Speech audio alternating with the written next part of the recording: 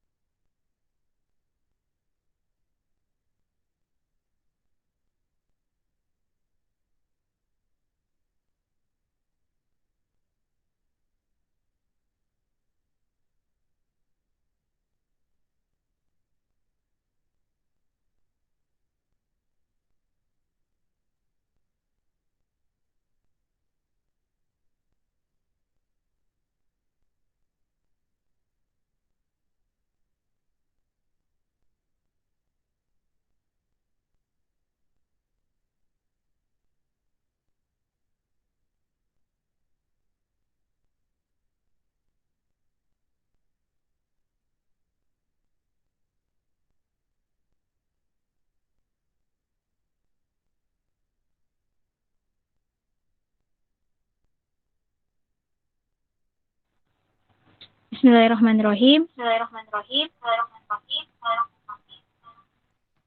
Assalamualaikum warahmatullahi wabarakatuh. Baik, di sini kami dari kelompok 4 yang terdiri atas Deyati Andika, Miranda Isa Kesibanon, Raditya Adi Sudaryani, dan Trian Zulfa akan mempresentasikan mengenai materi yang pertama adalah pustakawan. Nah, isi pembahasannya terdiri atas pengertian pustakawan, tugas pokok pustakawan, kompetensi pustakawan, jabatan dan peran pustakawan, jenis-jenis perpustakaan, kualifikasi pustakawan di era digital, serta yang terakhir tantangan perpustakaan dan pustakawan. Baik, yang pertama mengenai pengertian pustakawan dan tugas pokok pustakawan akan dipaparkan oleh Dea Tiandika. Waktu dan tempat saya persilahkan.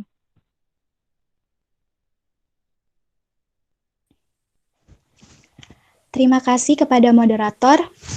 Oke, di sini saya akan menjelaskan tentang pengertian pustakawan. Pengertian tentang pustakawan harus mengacu pada batasan yang ada dalam Undang-Undang Nomor 43 Tahun 2007 tentang Perpustakaan UU 43 2007, yaitu pustakawan adalah seseorang yang memiliki kompetensi yang diperoleh melalui pendidikan atau pelatihan pustakawan serta mempunyai tugas dan tanggung jawab untuk melaksanakan pengelolaan dan pelayanan perpustakaan. Dalam lingkungan PNS, pengertian pustakawan adalah PNS yang diberi tugas, tanggung jawab, wewenang, dan hak untuk melakukan kegiatan kepustakawanan. Next, Miranda.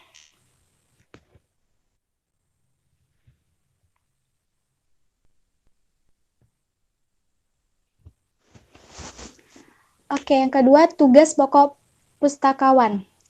Di dalam Keputusan Menteri Pendayagunaan Aparatur Negeri Republik Indonesia Nomor 132 Kep MPAN 12 2002 tahun 2002 tentang jabatan fungsional pustakawan dan angka kreditnya, dinyatakan bahwa tugas pokok penjabat fungsional pustakawan tingkat terampil dan tingkat ahli. Pustakawan tingkat terampil yang pertama, pustakawan pelaksanaan, menghimpun alat seleksi bahan pustaka dan melakukan survei bahan pustaka.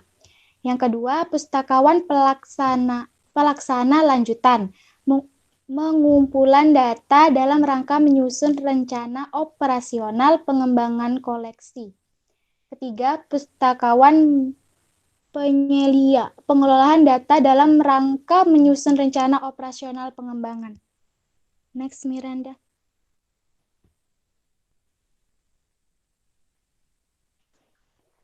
Pustakawan tingkat ahli. 1. Pustakawan pertama. Mengumpulkan data dalam rangka menyusun rencana operasional pengembangan koleksi. Kedua, pustakawan muda. Menganalisis dan menyusun rencana operasional pengembangan koleksi. Ketiga, pustakawan madya. menjadi penanggung jawab atau editor dalam pemberian informasi teknis. Keempat, pustakawan utama menjadi penanggung jawab dalam pembuatan tinjau kepustakaan atau review. Oke, saya kembalikan ke moderator.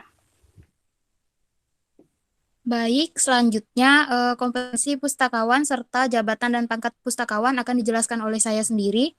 Yang pertama adalah kompetensi pustakawan. UU Perpustakaan nomor 43 tahun 2007, Keputusan Menpan nomor 132 tahun 2002 tentang jabatan fungsional pustakawan atau Peraturan Kepala Perpustakaan Nasional Republik Indonesia nomor 2 tahun 2008. Kompetensi diartikan sebagai tolak ukur guna mengetahui sejauh mana kemampuan seseorang menggunakan pengetahuan dan kemampuannya. Ada dua jenis kompetensi yang diperlukan oleh pustakawan, yaitu kompetensi profesional dan perorangan menurut Salmubi 2005. Kompetensi ini dibagi menjadi 3 kelompok. Yang pertama, kompetensi sebagai mekanisme strategi. Yang kedua, kompetensi sebagai tindakan, yaitu kontrol atas produksi dari pengetahuan, produk yang dimiliki. Yang ketiga, kompetensi sebagai budaya, yaitu cara atau perilaku yang dilakukan untuk merespon pengaruh sistem pasar. Dalam hal ini, sebagaimana dikutip Supriyadi tahun 2011, terdapat 5 kompetensi yang melekat pada diri seorang pustakawan, yaitu kompetensi personal, kompetensi manajemen, kompetensi pendidikan, kompetensi pelayanan, serta kompetensi ilmu pengetahuan. Berbicara masalah kompetensi pustakawan di Indonesia sampai saat ini belum memiliki pedoman yang jelas untuk dijadikan acuan. Baik itu indikatornya, ukurannya, sistemnya, maupun aturan mainnya seperti apa dan bagaimana. Selanjutnya, jabatan dan pangkat pustakawan. Di dalam Keputusan Menteri Pendayagunaan Aparatur Negara Republik Indonesia nomor 132 garis miring Kep garis miring M /PAN garis miring 12 garis miring 2002 tahun 2002 dipaparkan jenjang jabatan dan pustakawan digolongkan sebagai berikut. Jenjang jabatan pustakawan tingkat terampil dari yang terendah sampai yang tertinggi adalah yang pertama pustakawan pelaksana, yaitu terdiri atas pengatur muda tingkat 1, golongan ruang 2B, yang kedua pengatur golongan ruang 2C, dan pengatur tingkat 1 golongan ruang 2D. Selanjutnya adalah pustakawan pelaksana lanjutan, yang dimana terdiri atas penata muda golongan ruang 3A, yang kedua penata muda tingkat 1 golongan ruang 3B. Selanjutnya, pustakawan penyelia. Terdiri atas 1 penata golongan ruang 3C dan penata tingkat 1 golongan ruang 3D. Baik, untuk jenis-jenis pustakawan, kualifikasi perpustakaan pustakawan di era digital akan dijelaskan oleh Praditya. Maaf, selanjutnya masih ada satu lagi. Maaf. Selanjutnya, jabatan dan pangkat pustakawan. Jenjang jabatan pustakawan tingkat ahli dari yang terendah sampai dengan yang tertinggi adalah pustakawan pertama, terdiri atas penata muda golongan ruang 3A dan penata muda tingkat 1 golongan ruang 3B. Yang kedua, pustakawan muda, terdiri atas penata golongan ruang 3C dan penata tingkat 1 golongan ruang 3D. Selanjutnya, pustakawan madya, terdiri atas pembina golongan ruang 4A, pembina tingkat 1 golongan ruang 4B, dan pembina utama muda golongan ruang 4C. Dan yang terakhir, pustakawan utama, terdiri atas pembina utama madya golongan ruang 4D dan pembina utama golongan ruang 4E. Oke, untuk selanjutnya, jenis-jenis pustakawan, kualifikasi pustakawan di era digital akan dijelaskan oleh Praditya.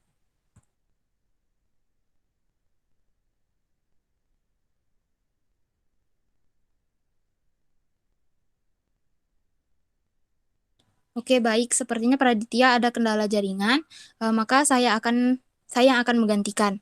Selanjutnya adalah jenis-jenis perpustakaan. Menurut Undang-Undang Republik Indonesia tahun Nomor 43 tahun 2007 tentang perpustakaan dicantumkan mengenai jenis-jenis perpustakaan sebagai berikut, yaitu perpustakaan nasional, melaksanakan tugas pemerintah dalam bidang perpustakaan dan berkedudukan di ibu kota negara. Selanjutnya, perpustakaan umum diselenggarakan oleh pemerintah provinsi, pemerintah kabupaten atau kota, kecamatan, dan desa atau kelurahan, serta dapat diselenggarakan oleh masyarakat. Yang ketiga, perpustakaan sekolah atau madrasah. Menyelenggarakan perpustakaan yang memenuhi standar nasional profesi pendidik dan tenaga kependidikan. Perpustakaan dengan memperhatikan standar nasional pendidikan. Selanjutnya adalah perpustakaan perguruan tinggi. Perpustakaan perguruan tinggi mengembangkan layanan perpustakaan berbasis teknologi, informasi, dan komunikasi. Selanjutnya adalah jenis-jenis perpustakaan. Perpustakaan khusus menyediakan bahan perpustakaan sesuai dengan kebutuhan pemustaka di lingkungannya. Selanjutnya, perpustakaan internasional memiliki koleksi yang menyangkut negara-negara anggota atau negara yang berafiliasi kepada lembaga dunia tersebut. Selanjutnya, perpustakaan pribadi. Perpustakaan yang dimiliki dan dikelola oleh perorangan atau orang-orang tertentu bersama anggota keluarganya. Dan yang terakhir adalah perpustakaan digital. Salah satu jenis perpustakaan yang berdiri sendiri, tetapi merupakan pengembangan dalam sistem pengelolaan dan layanan perpustakaan.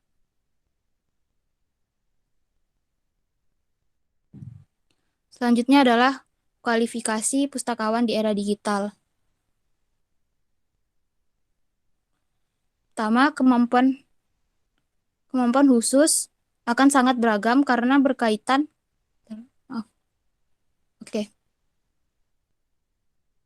Kualifikasi pustakawan di era digital. Berdasarkan tinjauan kualifikasi dari beberapa pendapat dan tren dalam era digital, sebagaimana yang telah dipaparkan, bahwa pustakawan di era digital antara lain harus memiliki kualifikasi sebagai berikut, yaitu kemampuan profesional.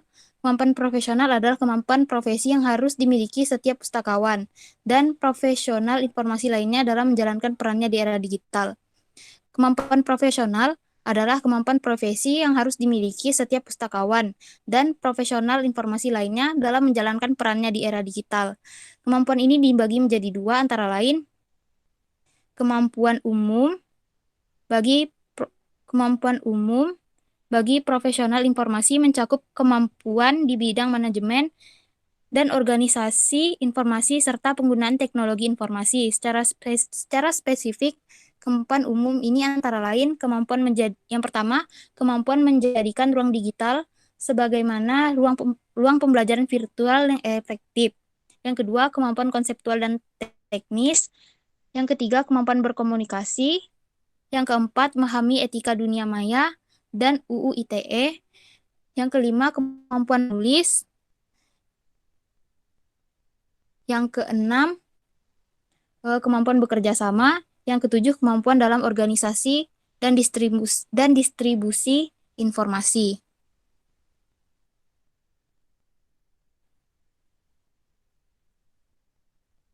Oke, selanjutnya, kemampuan khusus akan sangat beragam karena berkaitan dengan tempat pustakawan bekerja. Misalnya, kemampuan bahasa asing selain bahasa Inggris atau kemampuan analisa sesuai dengan bidang kajian yang ditanganinya. Terakhir adalah kemampuan personal, yaitu mencakup kemampuan yang seharusnya melekat pada diri pustakawan atau sering disebut sebagai soft skills seseorang. Kemampuan personal antara lain mencakup kemampuan analisa, kemampuan bernegosiasi, kemampuan beradaptasi, bersosialisasi, bekerja sama, kreativitas, dan motivasi diri untuk terus-menerus belajar.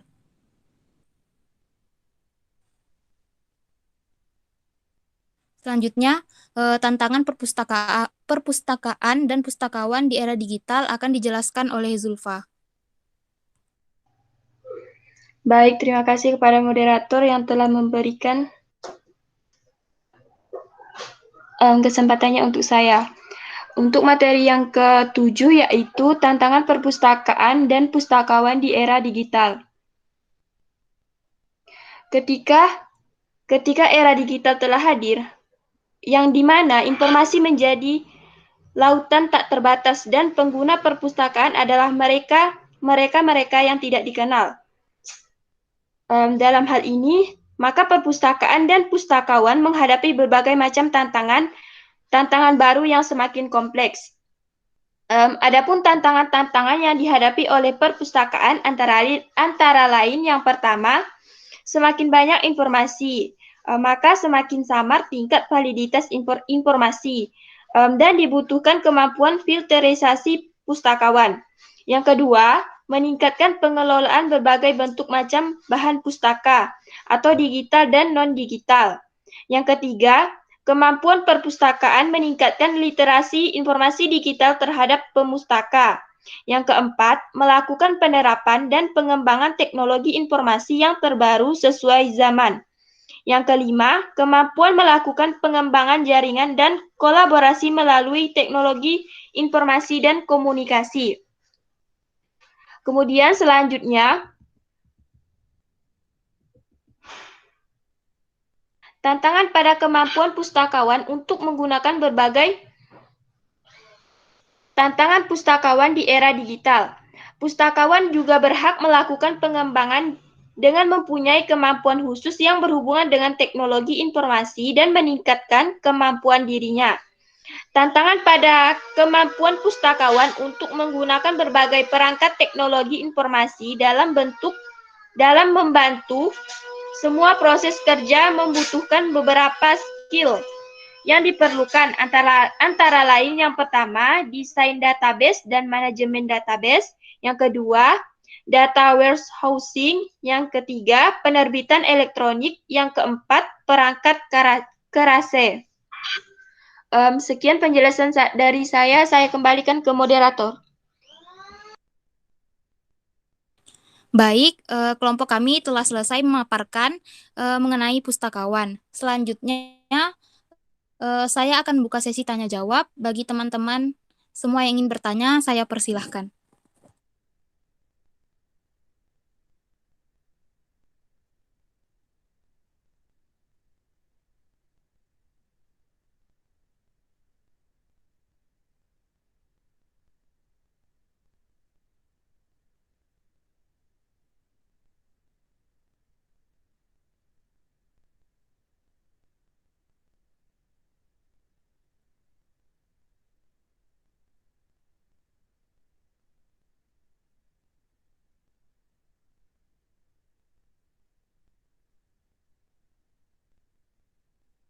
Izin bertanya, moderator.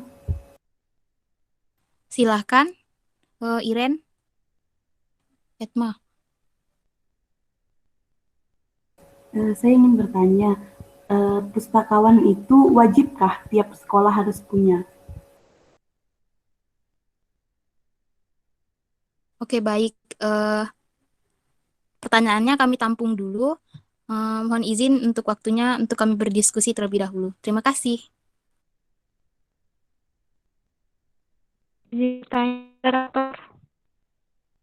Silahkan, Via. Nah, Kambang Indonesia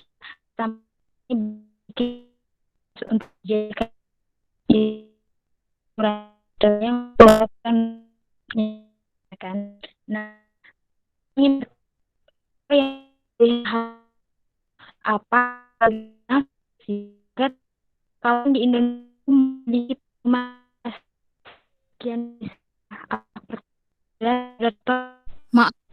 Maaf ya, suaranya kurang jelas, putus-putus.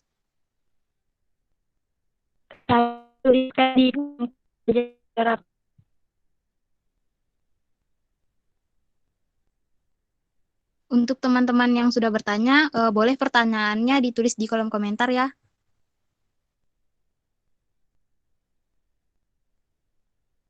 Izin bertanya, moderator. Silahkan, Iren. Oke, perkenalkan nama saya Irene Yudelistra. Saya ingin bertanya, jadi pengalaman saya pada saat SMA, pustakawan di sekolah kami itu jurusannya berbeda dengan jurusan yang seharusnya. Jadi pustakawan di sekolah kami, dia adalah seorang guru olahraga. Nah, bagaimana tanggapan dari kelompok kalian? Apakah hal tersebut dapat mempengaruhi kegiatan di perpustakaan dan dapat berpengaruh pada fungsi seorang pustakawan? Sekian, apakah bisa dipahami? Bisa, baik. Terima kasih, Iren. Izin bertanya, moderator. Silahkan, saya pernah masuk di satu perpustakaan di mana di dalam perpustakaan tersebut terdapat buku-buku pelajaran dan juga bercampur buku-buku yang memahami tentang kenegaraan. Sedangkan yang telah dijabarkan dari PowerPoint tadi, terdapat tiga jenis perpustakaan kan. Jadi yang saya tanyakan ini dari perpustakaan yang telah saya masuki tadi, dia termasuk jenis perpustakaan yang mana dan bagaimana pengolahan sistem di dalamnya. Sekian, terima kasih. Baik, terima kasih atas pertanyaannya Uci. Bentar, Mir, Eh, Mir.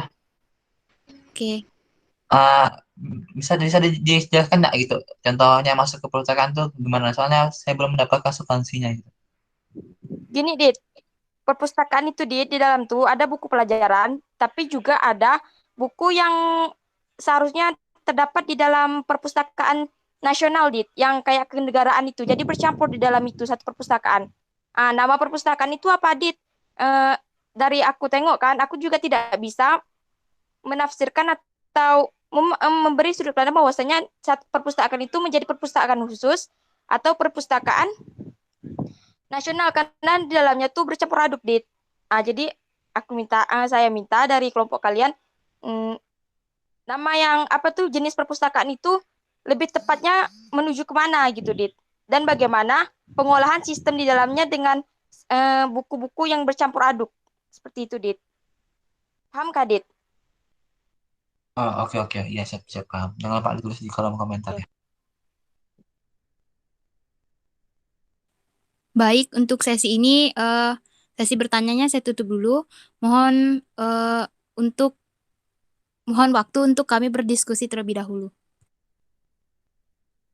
Izin moderator untuk menjawab pertanyaan dari Etma. Silahkan Adit. Oke, baik. Terima kasih kepada moderator. Terima kasih juga kepada saudari Etna yang sudah bertanya. Pertanyaan Anda sungguh luar biasa ya. Oke, saudari Etna bertanya, pustakawan itu wajib dimiliki oleh setiap sekolah kah? Tentu substansinya kita harus melihat seberapa pentingnya perpustakaan bagi sekolah. Nah, kita melihat dalam Undang-Undang Sistem Pendidikan Nasional tahun 1989 dinyatakan bahwa setiap sekolah wajib memiliki perpustakaan. Nah, dari penjelasan di ataslah kami yakin dan percaya bahwa memang pustakawan ini wajib dimiliki oleh setiap sekolah. Karena apa? Mengingat peranan penting dari perpustakaan yang ada di sekolah. Yang pertama adalah pendukung bagi keberhasilan para siswa dan guru dalam proses belajar mengajar di sekolah. Yang kedua, media pendidikan yang efektif, yaitu sebagai sumber pusat informasi bagi para siswa dan guru yang membutuhkan beragam informasi tentang berbagai ilmu pengetahuan dan perkembangannya. Yang ketiga, sarana untuk melatih siswa dalam upaya mengarahkan mereka pada studi mandiri sebagai bekal dalam menempuh studi lanjutan.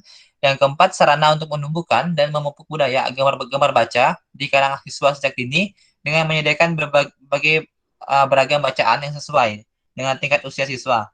Terus ada membantu proses belajar mengajar yang konkret, mempermudah penyerapan ilmu pengetahuan, eksplorasi minat dan potensi siswa, dan yang terakhir adalah pendukung dalam pelaksanaan pengajaran baru yang meliputi prinsip-prinsip pengajaran baru, peningkatan faktor nilai siswa, serta metode dan teknik pengajaran yang baru. Nah, dilihat dari pengertian dan undang-undang ini, maka substansinya adalah setiap sekolah memang wajib memiliki seorang pustakawan yang dimana harus mengatur perpustakaan yang ada di dalam sekolah tersebut karena perpustakaan ini merupakan sesuatu yang vital ataupun memang harus dimiliki sebagai salah satu sumber informasi atau ilmu pengetahuan yang luas bagi warga sekolah tersebut.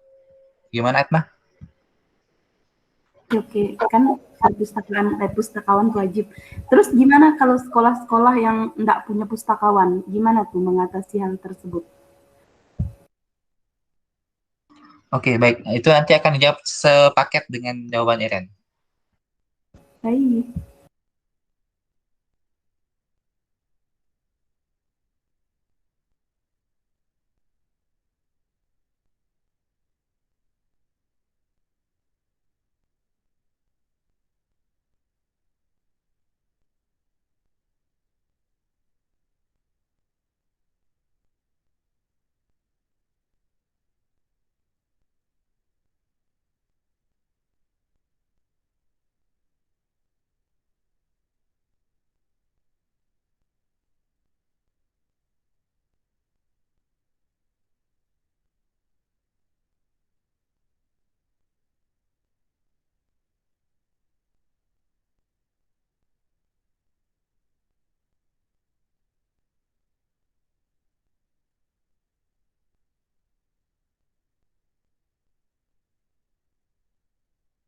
Baik, di sini saya akan menjawab pertanyaan dari Via, yaitu yang pustakawan di Indonesia sampai saat ini belum memiliki pedoman yang jelas untuk dijadikan acuan, baik itu indikatornya, ukurannya, sistemnya, maupun aturan mainnya bagaimana.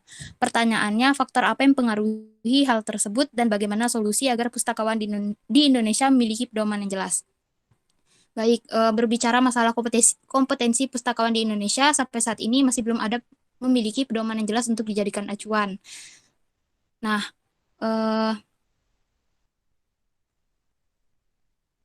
baik itu indikatornya, ukurannya, sistemnya, maupun aturan mainnya bagaimana, dan siapa saja pihak yang berwenang untuk menguji dan menilai kompetensi ini.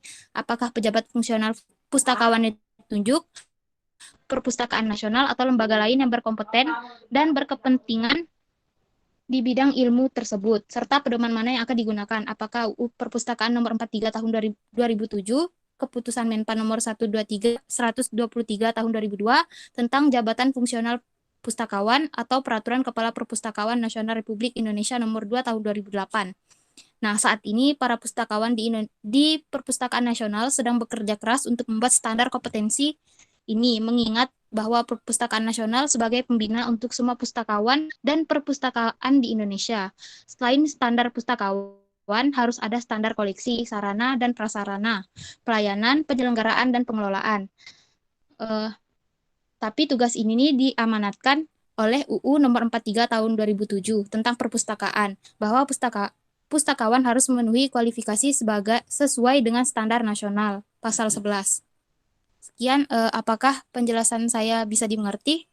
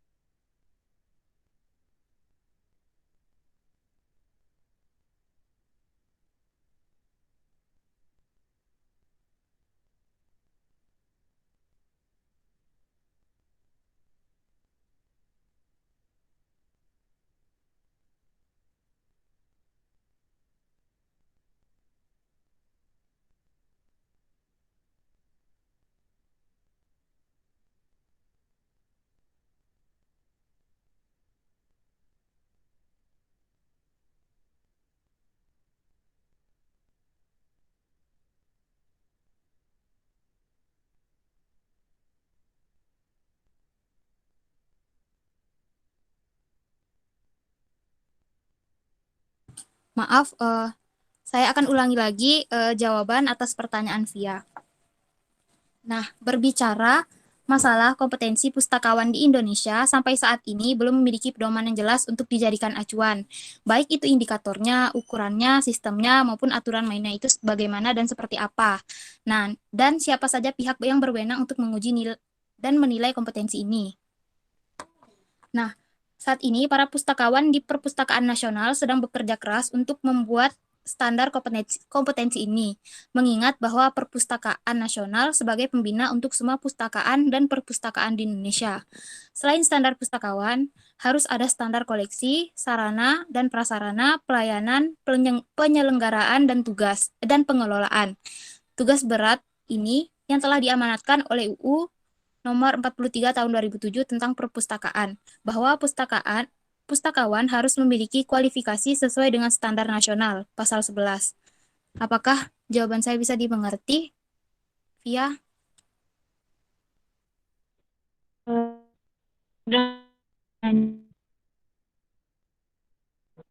Tanya saya kan pengaruh dari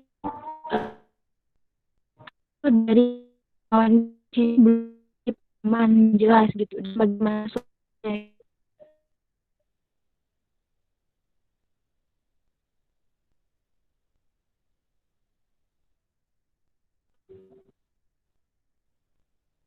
Maaf Via, suaranya kurang jelas. Bisa diulangi lagi atau tidak, chat di kolom komentar.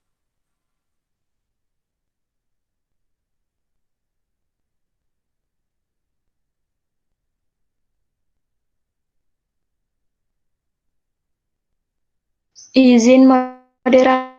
Moderator menjawab pertanyaan Iren sambil menunggu jawab pertanyaan Pia.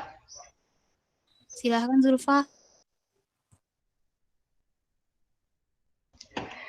Baik, terima kasih kepada moderator. Pertanyaan Iren di sini kan, menurut pengalaman di sekolah saya, seorang pustakawan bukanlah seorang yang mengambil jurusan atau pembelajaran perpustakaan. Jurusan pustakawan tersebut adalah guru olahraga. Apakah hal tersebut akan berpengaruh pada kelangsungan perpustakaan di sekolah? Menurut kelompok kami, tentu saja sangat berpengaruh karena bisa kita lihat saja sendiri dalam pengertian pustakawan adalah seorang yang menyelenggarakan kegiatan perpustakaan dengan jalan memberikan pelayanan kepada masyarakat sesuai dengan tugas lembaga induknya berdasarkan ilmu yang dimiliki melalui pendidikan. Dalam definisi tersebut, maka dapat seseorang yang ingin menjadi pustakawan atau penyelenggara sebuah perpustakaan merupakan orang yang mempunyai pendidikan tertentu. Ini kan pertanyaan Niren kan dia kan guru olahraga, tentu saja dia tersebut bukan merupakan pendidikan dia tersebut tidak mempelajari tentang pustakawan. Artinya dalam hal ini, tanpa bekal ilmu mengelola informasi, janganlah bertekad mendirikan sebuah perpustakaan. Kecuali si guru olahraga ini, pengelola yang bersangkutan telah belajar mandiri atau otodidak mengenai penyelenggaraan suatu perpustakaan atau pusat informasi. Sampai atau tidaknya sebuah informasi kepada pemakai akan tergantung kepada peran pustakawan. Pustakawan yang bagaimana yang diharapkan oleh pemakai perpustakaan sehingga pemakai perpustakaan mendapat informasi yang berguna yang sesuai dengan yang diinginkan. Dalam hal ini, apabila ada peserta didik atau masyarakat untuk menanya-nanya tentang buku ini, buku itu, atau apa, dia bisa menjelaskan dengan pendidikan yang telah dia tempuh. Atau bisa kecuali pengelola itu yang bersangkutan telah belajar mandiri atau otodidak mengenai penyelenggaraan suatu perpustakaan atau pusat informasi. Sampai atau tidak tergantung kepada peran pustakawan. Sekian dari saya. Apakah dari rekan-rekan saya ada yang ingin menambahkan? Oke, Zulfa saya ingin menambahkan. Oke, menurut kelompok kami juga Silakan, Dit. bahwa hal tersebut adalah termasuk salah satu ketimbangan dari pendidikan kita ataupun tidak adanya pemerataan pendidikan kita. Kenapa? Karena pustakawan ini kan termasuk salah satu profesi pendidikan kan, yang dimana dari penjelasan yang dijabarkan oleh Iren ini menandakan bahwa Indonesia ini masih kurang gitu pada perpustakawannya. Padahal Indonesia ini butuh gitu yang namanya pustakawan, yang dimana Indonesia tuh punya lebih dari 100.000 perpustakaan dan pusat informasi. Namun, karena kurang tenaga pengajar, tak banyak perguruan tinggi yang membuka jurusan ini atau jurusan perpustakaan. Hanya sekitar 20 perguruan tinggi menawarkan program D3 dan S1, sedangkan di tingkat S2 itu hanya 5 institusi. Dan di jenjang S3 itu pun baru ada 1. Nah, kenapa? Karena masih banyak orang Indonesia yang tidak pernah masuk ke daerah perpustakaan ataupun ke pendidikan perpustakaan. Padahal pelan tapi pasti dunia beralih dari masyarakat industri ke masyarakat informasi, yang dimana itu revolusi industri 4.0 gitu, yang menyangkut ke aspek ketersediaan informasi ini harus tuh. Nah, dari yang Iren jabarkan tadi itu itulah termasuk salah satu ketimbangan bagaimana sedikitnya orang yang memiliki ataupun sedikitnya orang yang punya minat gitu masuk ke perpustakaan. Padahal pustakawan ini bukan semata-mata hanya penjaga buku, tapi dia ini memiliki kerja yang kompleks di perpustakaan gitu. Tapi tidak apa-apa jika dia memang hanya ranahnya dalam lingkup kecil di lingkungan sekolah yang di mana sekolah tersebut tidak memiliki murni seorang lulusan pustakawan, tidak apa-apa guru lain itu menggantikan asalkan fungsi yang sebenarnya dari pustakawannya itu tidak terganggu gitu. Bagaimana, Iren? Baiklah, terima kasih untuk jawabannya. Aditya dan Trian, jawabannya sangat memuaskan.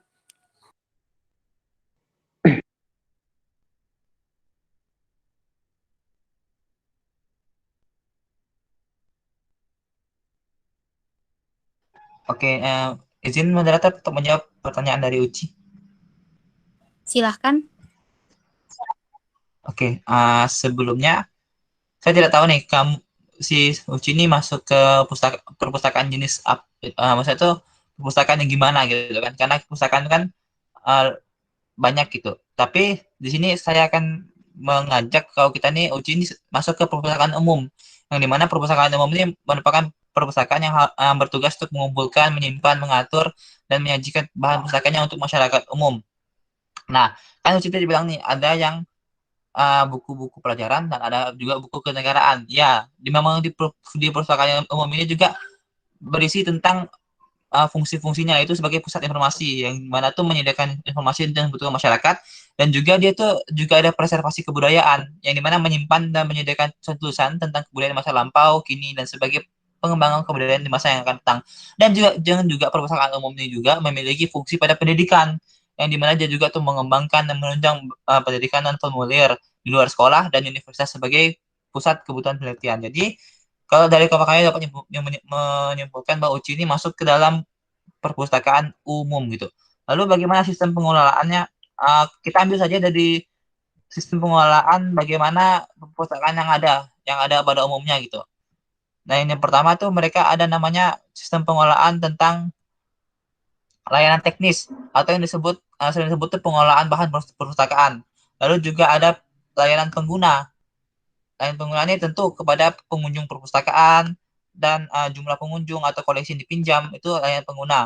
Lalu ada namanya layanan referensi, yang itu tuh mengacu kepada koleksi referensi dan memberikan bimbingan untuk menemukan dan memakai koleksi referensi yang ada di perpustakaan tersebut. Lalu ada namanya online public access catalog, yang dimana tuh memberikan katalog perpustakaan tuh kepada publik gitu secara online. Lalu ada namanya layanan pendidikan.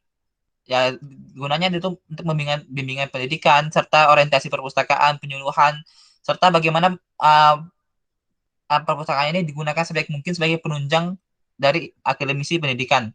Dan lalu ada namanya layanan administrasi, yang dimana tuh antara meliputi kegiatan surat menyurat ataupun persiapan dokumen, serta untuk sistem layanan perpustakaan sendiri itu ada namanya 3. Sistem layanan terbuka, lalu ada sistem layanan tertutup, dan yang terakhir tuh ada namanya sistem layanan campuran, seperti itu. Mungkin seperti itu, Ci. Oke, jadi Dit, kalau misalnya untuk kelengkapannya itu kan, berarti ini perpustakaan umum ini bisa kita katakan lengkap, namun kalau untuk dibandingkan perpustakaan khusus atau perpustakaan nasional lebih lengkap mereka ya, Dit, ya gitu kan ya? Ya gini, ibaratnya gini. Kalau kamu pergi ke warung makan Padang kan banyak makanan tuh kan.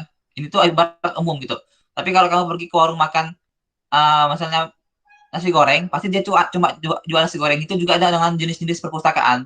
Kalau dia umum tuh berarti dia banyak gitu, banyak yang tertuang di situ. Tapi kalau dia secara nasional atau sudah dijabarkan tadi, itu tuh cuma mengangkut ke kenegaraan seperti itu.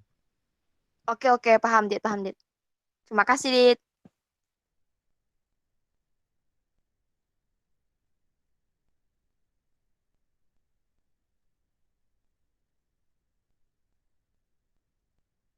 Oke, Miranda mungkin bisa lanjutkan.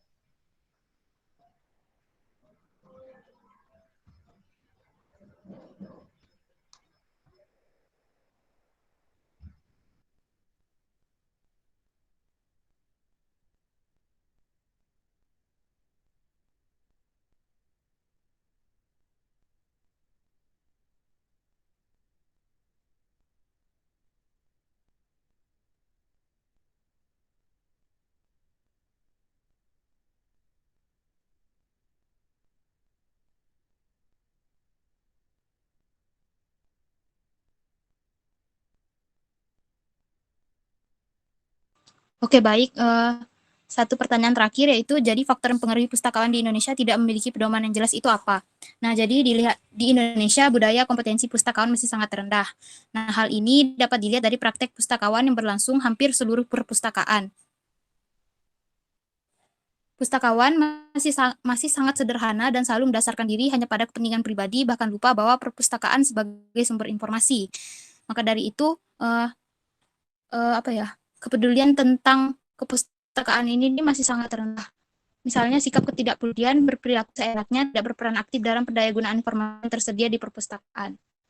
Baik, setelah pertanyaan via saya jawab, maka diskusi mengenai pustakawan ini akan saya tutup. Dan kami akan lanjutkan lagi mengenai materi laboran. Sekian, wassalamualaikum warahmatullahi wabarakatuh.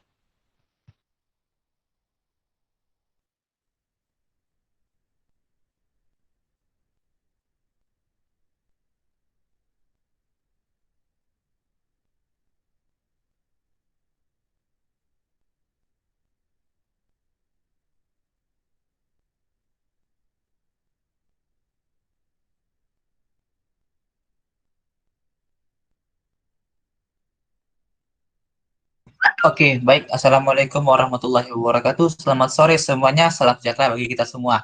Perkenalkan, saya Praditya Adi Kusudaryani yang akan sebagai moderator yang akan memandu jalannya diskusi kita pada hari ini mengenai materi laboran yang akan disampaikan oleh kelompok kami sebagai kelompok penyaji. Yang pertama, materi mengenai pengertian laboran yang akan disampaikan oleh Saudari Miranda. Pada Saudari Miranda, dipersilakan.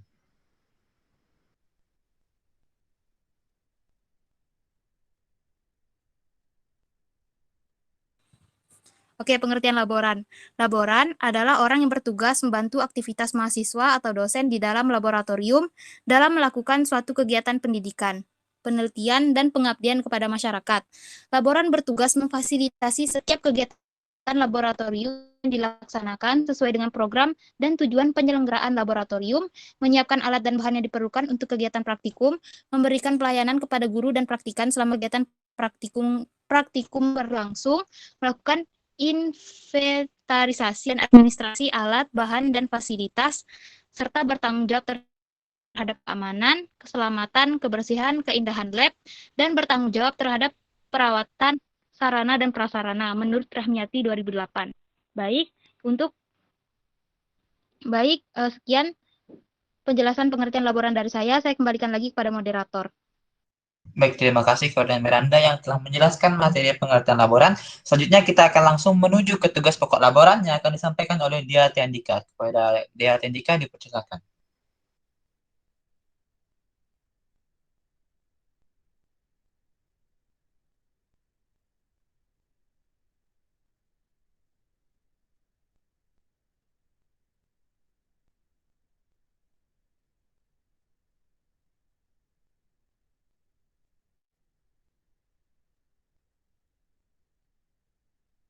Oke, baik. Dikarenakan Dia Tiandika mengalami masalah teknis, maka saya akan menghentikan penjabaran atau penjelasan mengenai materi tugas pokok laboran. Nah, tentu laboran memiliki beberapa tugas pokok yang harus dia laksanakan. Yang pertama, membantu dan mengatur mengelola laboratorium. Kedua, membantu pelaksanaan persiapan laboratorium tiap semester sesuai petunjuk dan pengarahan ketua laboratorium. Ketiga, mempersiapkan alat praktikum di laboratorium masing-masing sesuai kebutuhan praktikum yang dikoordinasikan dengan ketua laboratorium. Keempat, membuat berita acara untuk setiap kerusakan ataupun kehilangan alat-alat praktikum dan melaporkan ke ketua laboratorium. Kelima, menjaga kebersihan laboratorium. Keenam, mendampingi dosen dan asisten praktikum dalam membantu pelaksanaan. 7, merawat, menjaga, dan menginventarisasi peralatan laboratorium. Kedelapan, menyiapkan bahan dan peralatan yang dipakai di praktikum. 9, melaksanakan tugas yang diberikan oleh ketua laboratorium. Ke-10, bertanggung jawab kepada ketua laboratorium. Nah, itu tadi tugas pokok yang harus dilaksanakan oleh seorang laboran. Selanjutnya, akan bisa dijelaskan oleh Trian Zulfa. Pada Trian Zulfa, dipersilakan.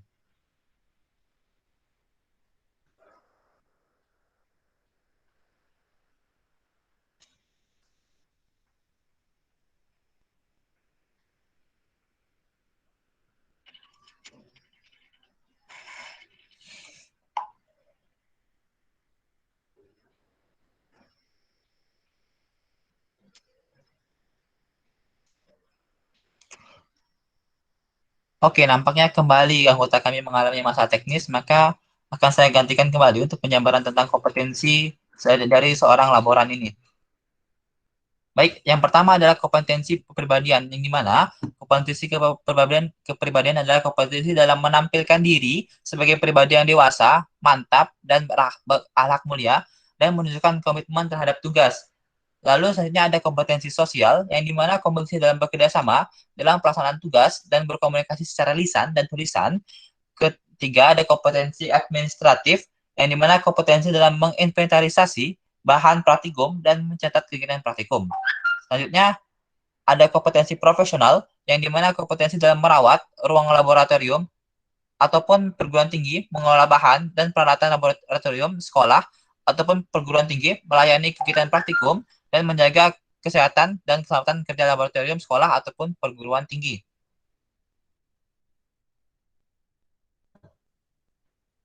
Baik, selanjutnya.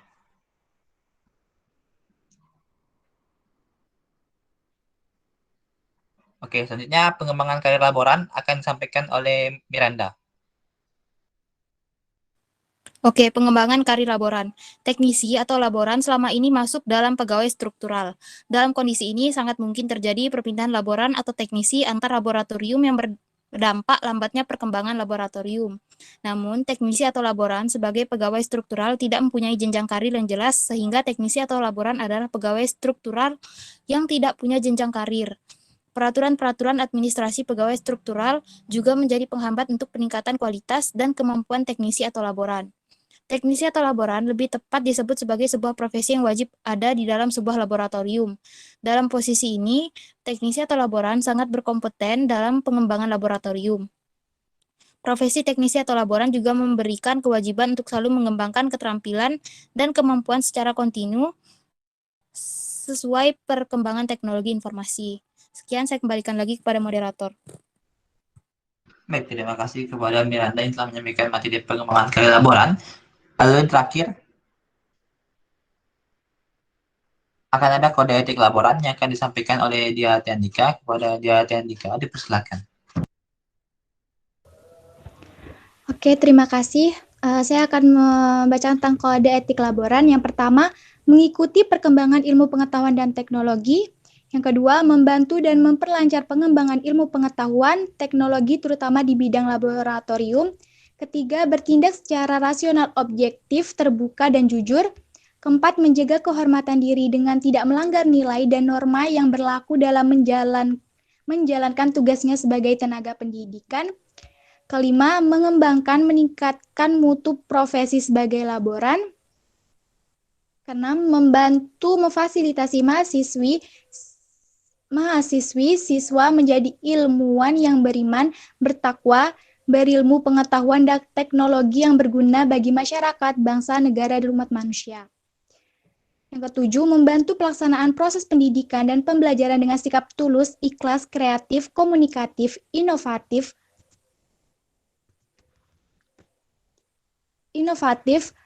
berpegang pada moral luhur dan profesional serta tidak diskriminatif.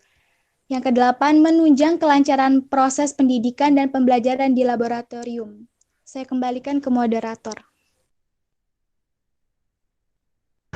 Oke, baik.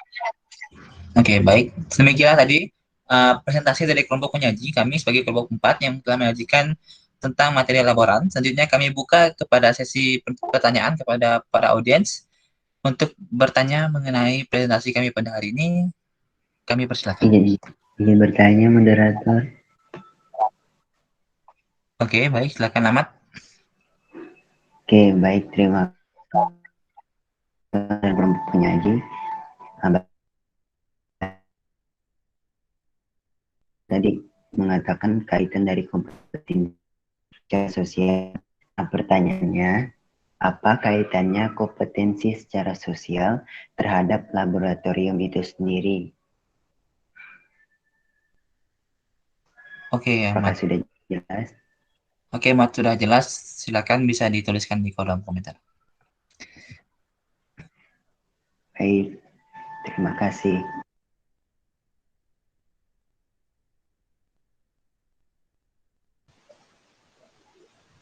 Izin bertanya, moderator.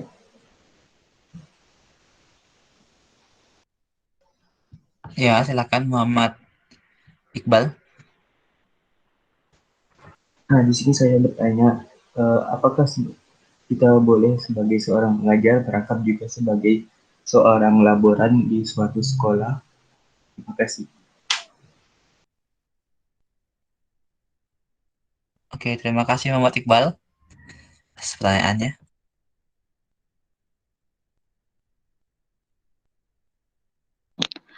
Izin bertanya, moderator. Dia Sandi, Ida Ayu. Mau nanya, sebagai seorang laboran, bagaimana sih prosedur kerjanya? Terima kasih.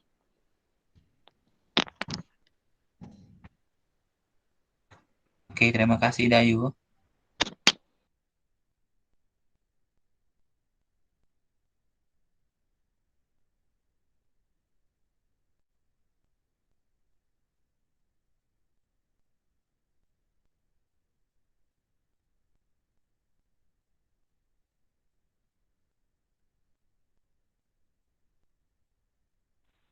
Izin moderator, apakah masih bisa bertanya?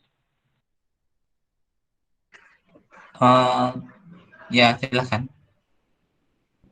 Baik, terima kasih. Jadi, seperti yang kita tahu bahwa saat ini kan kita menjalani pembelajaran daring diakibatkan COVID-19 ya. Nah, sebagian kegiatan praktikum pun dilaksanakan secara daring. Jadi, pertanyaan saya, apa tugas nyata yang dilakukan laboran pada masa COVID seperti ini dan agar kegiatan praktikum itu tetap berjalan lancar? Cukup sekian. Terima kasih. Oke, terima kasih. Oke, baik, kami akan mendiskusikan terlebih dahulu untuk jawaban dari para penanya. Silakan bisa ditunggu sebentar. Terima kasih.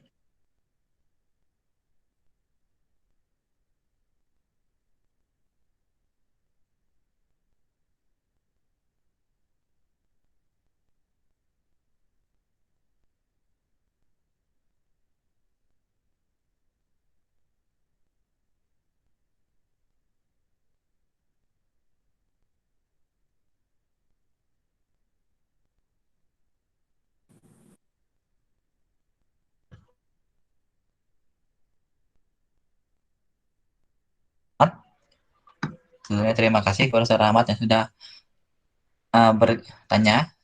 Pertanyaannya sungguh bagus dan luar biasa ya. Apa kaitannya kompetensi secara sosial terhadap laboratorium itu sendiri? Nah, tentu kompetensi sosial ini wajib dimiliki oleh seorang laboran. Kenapa? Apa sih fungsi dari seorang laboran yang memiliki kompetensi sosial ini? Pertama, dia memiliki menyadari kekuatan dan kelemahan baik diri maupun si stafnya. Jadi, dengan adanya kompetensi sosial ini, maka dia tuh menyadari gitu apa kekuatan dan kelemahan dia, sehingga terjadinya evaluasi yang baik, yang dimana hal ini akan menguntungkan ataupun memberi dampak positif pada seorang ataupun dampak positif terhadap laboratorium yang akan terus mengembangkan kompetensinya gitu.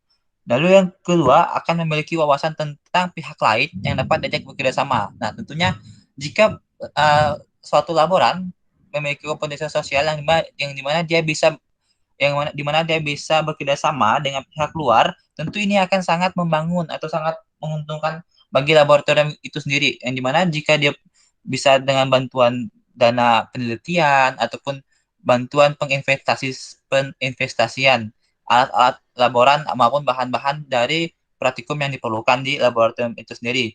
Lalu yang terakhir adalah bekerja sama dengan berbagai pihak secara efektif. Nah, ini kembali tadi kan kan apa sih kaitannya dengan laboratorium sendiri. Nah, dengan adanya kompetisi sosial dari seorang laboran, maka otomatis laboratorium itu akan untung ataupun akan semakin meningkat, yang dimana pihak luar atau uh, luar ini mampu gitu tertarik kepada laboratorium itu untuk bekerja sama untuk meningkatkan khususnya di bidang penelitian. Apalagi hal ini juga menunjang nih pada program pemerintah saat ini, yaitu Kampus Merdeka, yang dimana itu tuh ada otonomi gitu kan, otonomi PT gitu kan, yang dimana tuh perguruan tinggi itu dituntut gitu untuk bisa bekerja sama dengan BUMN, BUMD, organisasi tingkat dunia, organisasi nirlaba, serta dengan universitas yang sudah masuk top 100. Nah, ini juga yang akan menandakan semakin pentingnya kompetensi sosial ini harus dimiliki oleh seorang laboran yang juga akan mendukung program dari kampus mereka serta akan meningkatkan bagusnya gitu dari laboratorium dia yang dia ampu gitu. Bagaimana Ahmad? Terima kasih, Dit. Oke, sama-sama Ahmad. Semangat. Moderator untuk menjawab pertanyaan Iqbal. Ya, silakan. Oke, pertanyaan Iqbal, apakah kita sebagai pengajar boleh merangkap juga sebagai seorang laboran di suatu sekolah? Menurut kelompok kami, jika pengajar itu tidak memiliki pengetahuan tentang laboratorium itu sendiri, maka itu tidak bisa. Karena kan laboratorium ini nih dianggap sebagai jantung ilmu pengetahuan. Nah, ini bertolak dengan kenyataan bahwa laboratorium itulah akan selalu mengalir informasi-informasi ilmiah baru yang berasal dari hasil-hasil penemuan para peneliti yang bekerja di laboratorium. Personil laboratorium memegang peranan penting dalam penyelenggaraan kegiatan laboratorium. Personil yang tidak kompeten sudah pasti akan berdampak pada rendahnya kualitas kegiatan laboratorium dan akan sangat beresiko terjadinya kecelakaan di laboratorium. Oleh karena itulah, maka personil laboratorium harus memiliki kompetensi sesuai dengan kebutuhannya. Apakah jawaban saya bisa dimengerti, Iqbal? Izin menambahkan, moderator.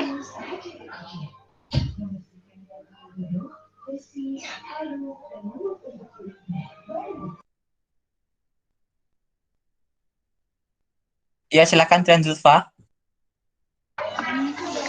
Baik, terima kasih kepada moderator. Nah, pertanyaan Iqbal kan, apakah kita sebagai pengajar boleh merangkap juga sebagai seorang laboran di suatu sekolah? Nah, sudah dijelaskan tadi oleh Miranda. Untuk menjadi seorang laboran itu ada 4 kompetensi utama yang harus dipenuhi sebagai seorang laboran atau teknisi, sebagaimana yang tercantum dalam Permendiknas nomor 26 tahun 2008. Yang pertama itu kompetensi kepribadian, yang kedua kompetensi sosial, yang ketiga kompetensi administratif, yang keempat kompetensi profesional. Menindaklanjuti Permendiknas nomor 26 tahun 2008 tersebut, pemerintah melalui Direktorat Tenaga Kependidikan sedang mengembangkan sistem pendidikan dan latihan bagi tenaga laboratorium. Dengan hal ini, seorang laboran itu harus memiliki kemampuan yang lebih gitu tentang laboratorium.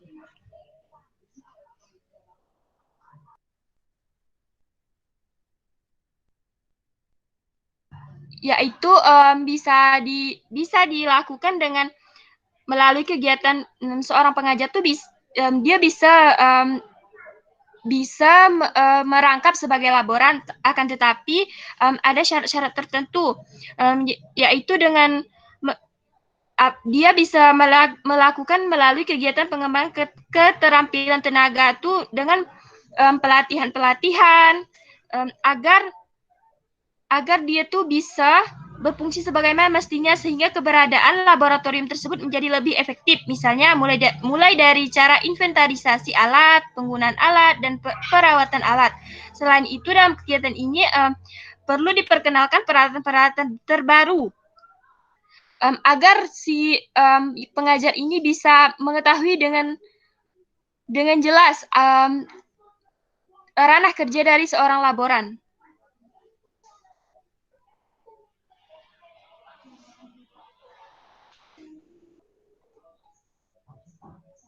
Cukup sekian, moderator.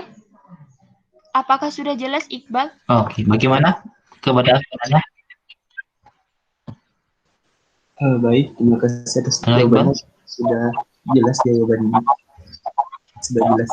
Terima kasih atas jawabannya. Oke, sama-sama Iqbal. Oke, selanjutnya saya akan menjawab pertanyaan dari Dea Aninda.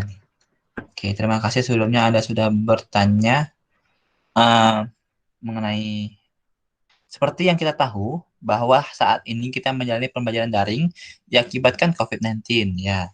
Dan sebagian kegiatan praktikum pun dilaksanakan secara daring. Jadi pertanyaannya, apa tugas nyata yang dilakukan laboran pada masa COVID seperti ini? Oke. Baik.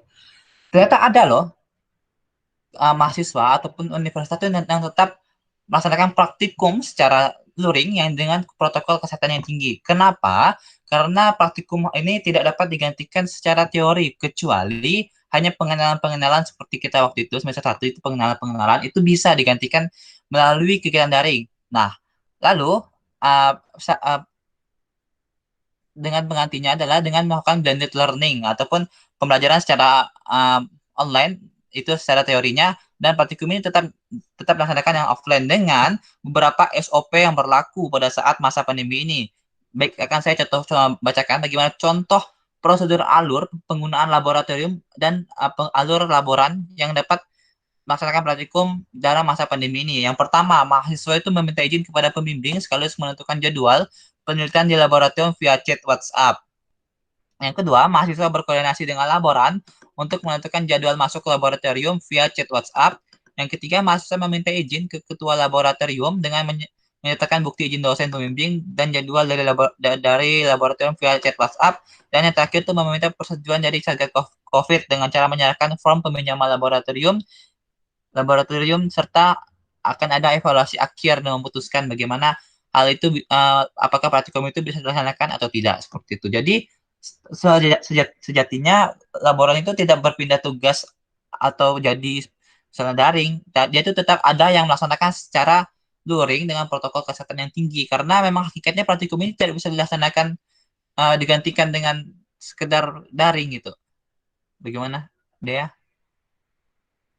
Baik, sudah jelas. Terima kasih. Oke, sama-sama.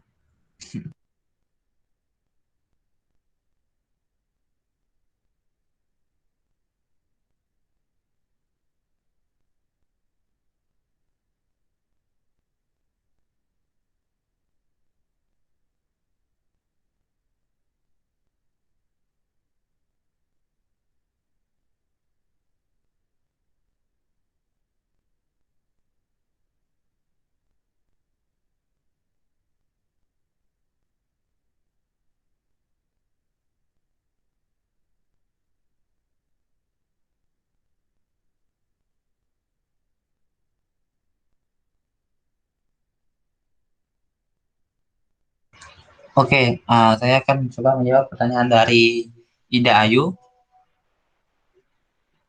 Ida Ayu bertanya, sebagai seorang laboran, bagaimana prosedur kerjanya? Oke, prosedur kerja laboran tentunya adalah pengelolaan laboratorium yang terbagi itu menjadi 3. Yang pertama tuh pengelolaan bangunan dan fasilitas di laboratorium, diantaranya itu perabotan laboratorium, instalasi listrik, instalasi air, gas, serta lingkungan laboratorium.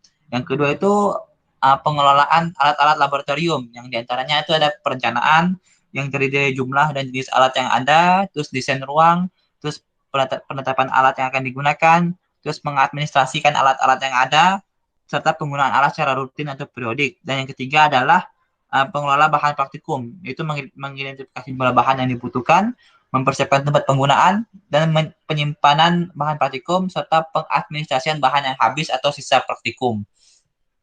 Jadi seperti itu prosedur kerja dari seorang laboran, itu pengelolaan laboratorium sendiri. Bagaimana, Ida?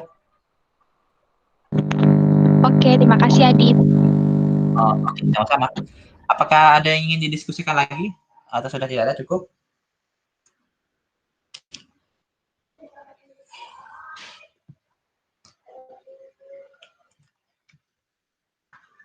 Oke, sepertinya tidak ada yang ingin didiskusikan lagi.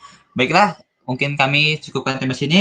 Saya Praditya Dikdarani sebagai moderator mewakili kelompok yang bertugas, kelompok 4 sebagai penyaji. Mohon maaf apabila ada kesalahan kata-kata dan penyampaian yang kami tidak salah, karena kami hanyalah manusia biasa dan yang paling sempurna adalah Tuhan Yang Maha Esa. Terima kasih atas perhatian para pendengar ataupun audiens. Tetap jaga protokol kesehatan. Kami tutup. Wabillahi taufiq wal hidayah. Assalamualaikum warahmatullahi wabarakatuh. Selamat sore, dan kami kembalikan kepada Bapak Lukman Hadi sebagai dosen pengampu. Baik, terima kasih. Langsung saja saya ambil alih untuk menjawab pertanyaan-pertanyaan yang ada atau memberikan bahasan-bahasan terkait dengan pertanyaan yang jadi sudah dijawab. Nah, untuk ini hanya sharing saja ya, karena sebenarnya yang memahami justru tim penyaji yang sangat baik tadi. Yang pertama, pertanyaan Irene Yudia Lestra. Nah, menurut pengalaman di sekolah, saya seorang pustakawan. Karena seorang yang mengambil jurusan atau pelajaran perpustakaan. Nah, justru yang mengampu atau yang bertanggung jawab kepada perpustakaan itu adalah seorang guru olahraga. Apakah akan berpengaruh pada kelangsungan perpustakaan di sekolah? Jawaban saya mungkin untuk ini ya. Nah, jadi kalau misalkan sistem di kita itu sudah jelas ya, saya tadi mendengar katanya sistem perpustakaan itu belum jelas. Dan sebagaimana pengalaman-pengalaman yang lalu yang saya ketahui memang sepertinya memang belum jelas gitu. Kata ini masih seperti yang dulu, maka sebenarnya mungkin tidak terlalu berpengaruh ya. Kecuali nanti memang udah jelas begitu bahwa pustakawan ini adalah seorang profesi, artinya seorang yang bekerja secara profesional, suatu profesi di mana orang yang bekerjanya dituntut untuk bekerja secara profesional. Maka dengan demikian perbedaan jenjang pendidikan yang diampu oleh seorang pustakawan akan berpengaruh sekali harusnya.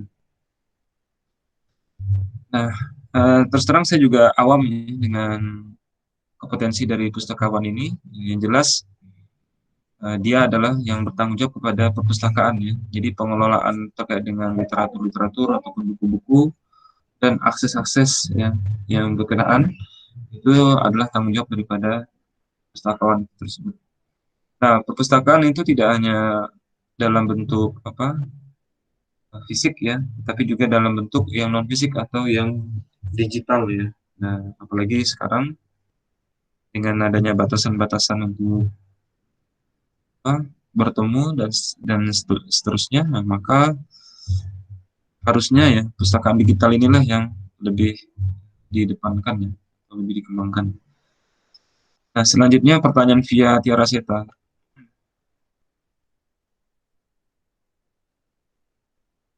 Nah, bagaimana caranya agar pustakawan Indonesia memiliki pedoman yang jelas ya? Jadi begini, syarat suatu profesi salah satunya adalah selain dia melalui pendidikan yang jelas ya, pendidikan formal yang jelas. Selain itu pula suatu profesi itu bisa kita kenali dari adanya asosiasi profesi. Nah, biasanya asosiasi dan juga pustakawan-pustakawan ya, yang menjadi pustakawan yang ada itu harusnya dapat merumuskan ini ya, pedoman-pedoman ini. Nah, biasanya pemerintah itu secara garis besar ya, hal-hal terkait dengan kode etik dan seterusnya nanti itu asosiasi biasanya merumuskan. Nah, selanjutnya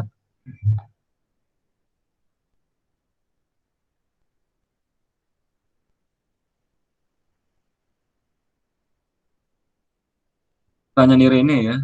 Nah, itu tadi lanjutan ya, sepertinya ini adalah pertanyaan lanjutan karena dia tidak memahami ya, itu tadi wajar saja kalau dia tidak mengetahui seluk-beluk di mana buku ya, atau apa buku ini dan kegunaannya apa dan siapa penggunanya ya, karena dia adalah seorang olahragawan.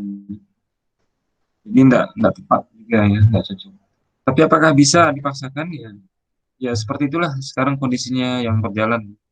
Mungkin banyak di antara kita di sekolah-sekolah kita yang mana tenaga pustakawannya itu adalah seorang guru yang merangkap. Kemudian pertanyaan dari Uci Wulandari. Nah, di dalam suatu perpustakaan itu terdapat berbagai macam buku, yang diantaranya ada buku kenegaraan. Nah, kemudian berdasarkan apa yang tadi ditampilkan, itu ternyata ada pembagian perpustakaan. Nah, dengan demikian, apa ini perpustakaan yang tepat untuk itu? Oke ya, jadi pembagian perpustakaan adalah konsep yang dirumuskan ya, bisa dalam bentuk jangkauannya, ya. Misalkan dalam bentuk lokal ataupun nasional atau bahkan internasional, jangkauan aksesnya. Nah, bisa juga mungkin dalam batasan-batasan bidangnya mungkin ya. Ini yang khusus mungkin hanya hanya mengakomodasi buku-buku atau literatur pada bidang tertentu saja. Kalau yang umum mungkin bisa menampung berbagai macam genre buku lah. Jadi dengan demikian maka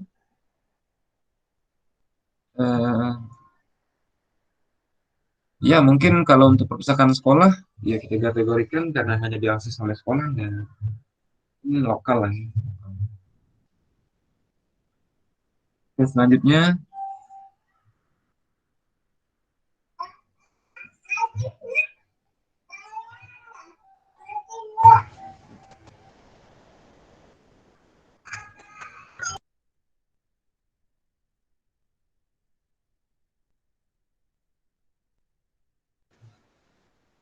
pertanyaan berikutnya. Nah, apakah kita sebagai pengajar, maaf di atasnya ya. Apa kaitan ya pertanyaan dari saudara Ahmad? Apa kaitan kompetisi secara sosial, kompetensi sosial terhadap laboratorium itu sendiri? Jadi begini, pada dasarnya manusia itu adalah makhluk sosial yang tidak bisa hidup sendiri. Jadi sebagai individu kita wajib memiliki kemampuan bersosialisasi. Dalam hal ini kita istilahkan sebagai kompetensi sosial. Nah, sebagai suatu profesi, itu dikembalikan kepada lingkup daripada laboran ya. Nah, lingkupnya bagaimana? Keterampilan yang mesti dikuasai laboran itu ditentukan oleh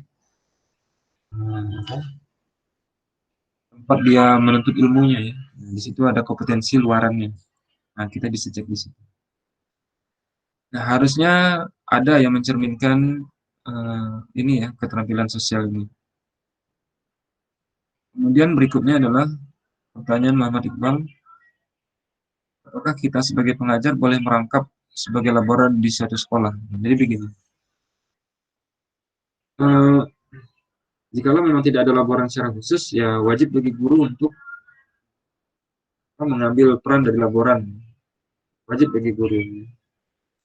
Jadi andai kata kita adalah guru kimia, dan kita bertugas di daerah yang memang secara fasilitas terbatas, maka kita perlu mengarahkan kreativitas kita ya, imajinasi kita untuk mencari pendekatan-pendekatan yang sesuai dengan lingkungan sekolah yang ada.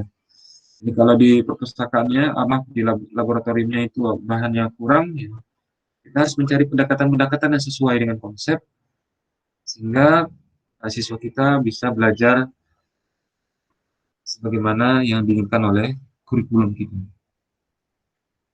Jadi dikembalikan kepada kreativitas si guru. Dan ini tentu saja ini tentu saja nanti kalau memang ada laborannya maka mesti dikomunikasikan kepada laboran sehingga laboran pahami apa kebutuhan dari guru dalam mengajar tersebut.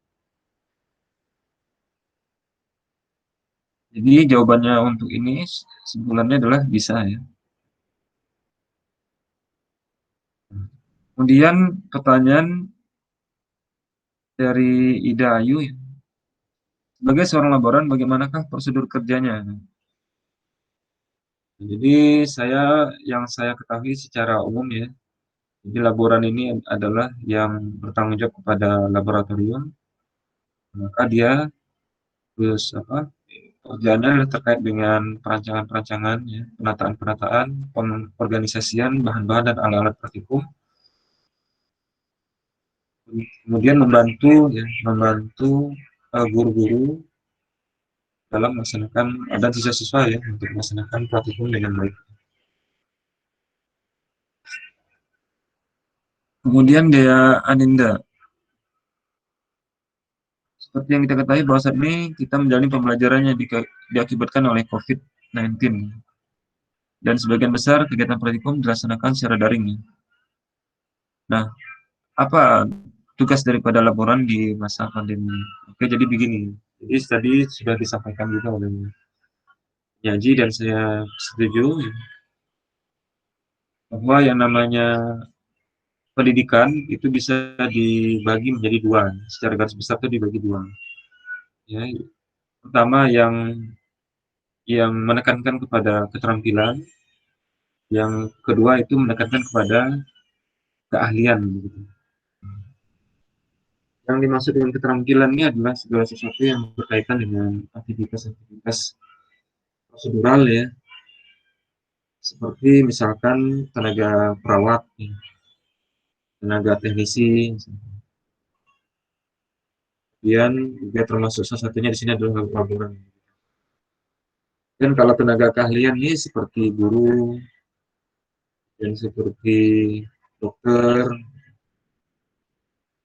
dan banyak lagi yang lain contohnya. Mudah-mudahan nanti kalau kita bisa memahami kembali ya. Jadi itu yang saya pahami terkait dengan bidang pekerjaan. Jadi kalau untuk keterampilan memang kelemahannya ini tadi ya, tidak bisa dialihkan kepada bentuk yang lain ya. Kalau keterampilan misalkan menendang bola gitu, ya nggak mungkin kita belajarnya tuh hanya berdasarkan ini saja ya, bayang-bayang saja gitu. Gambar-gambar itu nggak mungkin, jadi harus dipraktikkan. Jadi seperti olahraga-olahraga itu harus dicobakan langsung.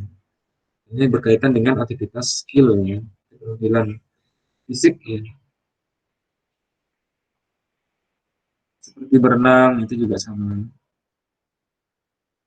Nah, bagaimana dengan laboratorium juga sama, kita di lab tuh harusnya memang harus tatap muka ya. Tentu saja dengan itulah pendekatan yang terbaik begitu ya. Nah, karena untuk COVID-19 ini adalah jenis yang baru ya, virus baru, tetapi kita kan sudah mengetahui ya pendekatan-pendekatan apa saja yang mungkin untuk menghindarinya. Nah, dengan adanya pengetahuan tersebut, maka saya rasa tidak ada masalah bagi kita untuk tetap melaksanakan praktikum sebagaimana biasa. Oke, mungkin itu tadi adalah pertanyaan terakhir. Terima kasih untuk bisa hadir dalam perkuliahan ini, cukup panjang juga kuliah kita. Kita kembali lagi di minggu depan. Tapi sebelum itu, jika ada pertanyaan boleh disampaikan. Jika tidak ada, boleh sampaikan juga bahwa biar kita bisa cukupkan. Cukup ya? Cukup, Pak. Oke, baik. Mungkin untuk tambahan terakhir kali ya. Jadi nanti ini akan saya upload sebagaimana biasanya saya upload. Mungkin tolong nanti dikomentari ya di videonya. Saya ingin ada track record yang jelas ya. Siapa yang mempresentasikan ya. Dan pada menit keberapa dia presentasi ya, itu disampaikan di komentar gitu, dengan mencantumkan namanya. Termasuk yang bertanya menanggapi juga begitu ya. Karena kalau saya mengandalkan yang ada di catatan di sini ya, yang ada di chat bar-nya ini sepertinya ada pertanyaan juga yang mungkin terlewat ya, atau bahkan tanggapan-tanggapan begitu, jawaban-jawaban ini tidak masuk di sini. Jadi nanti kalian saya harapkan untuk bisa mengecek kembali video-video yang ada di YouTube ya. Saya upload itu.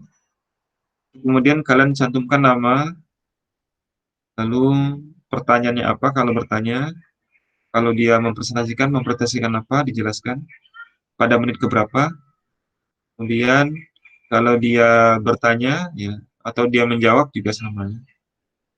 Jadi setiap kali ada kesempatan dia beraktivitas di kelas kita ini, ya di kelas, itu harus mencatatkan waktunya kapan dan namanya siapa.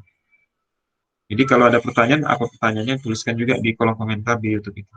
Jadi biar bisa membantu saya untuk memberikan penilaian yang lebih objektif. Oke ya, mudah-mudahan bisa dicek-cek juga dari sekarang ya, video-videonya. Oke, mungkin itu saja yang saya sampaikan. Kita tutup mungkin kalau sudah tidak ada lagi. Kita sambung lagi di minggu depan untuk menyelesaikan seluruh presentasi. Kita tutup kelas kita. Assalamualaikum warahmatullahi wabarakatuh. Selamat siang, selamat sore semuanya. Waalaikumsalam warahmatullahi wabarakatuh. Terima kasih. Selamat sore, Pak. Terima kasih, Pak. Terima kasih, Pak. Terima kasih, Pak. Terima kasih, Silakan Pak. bagi yang ingin meninggalkan forum ini, saya persilakan. Izin keluar, Pak. Ya, silakan. Izin meninggalkan room, Pak. Izin, Pak.